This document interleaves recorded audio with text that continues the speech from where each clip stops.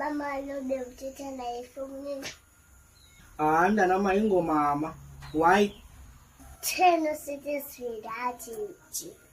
Hayi kaloku mntanam ndidla ngotsho musi nakumamakho baswedathi. Sokumamam muslowa. Ewe kaloku uvile ayingomamakho but ndiqhelile ukuthi swedathi nakwabanye abantu njena. Nomamakho nayo uyatsho swedathi nakwabanye abantu. Udla ngotsho nakuwe nje baswedathi. Nam ndidla ngotsho kuwe swedathi. Hayi tata, balobe uthetha naye. Sukhamisa tata phendula.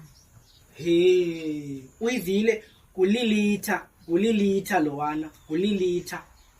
Chi. Ulilitha bani ngobaphi? He, hayi uyivile sekutheni ngokusozenza umama kum.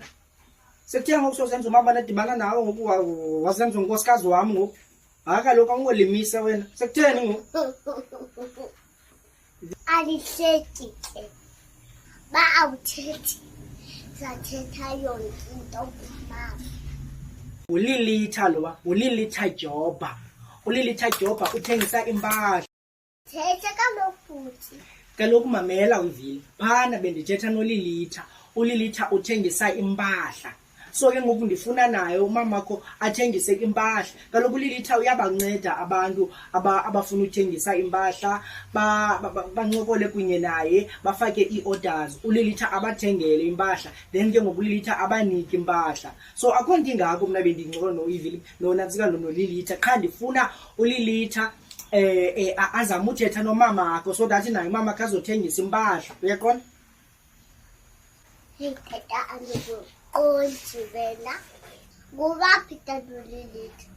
Ulilitha ngowase-Joburg kaloku. Uyirana ethenjiweyo yase-Joburg. So umuntu ofunayo ke ngoku impahla izinto ezithengiswayo ulilitha uyakwazi umnceda. If umamakho uyafuna uyazi ngolilitha ndizamxelela. Uyaqonda? Uzamxelela umamakho?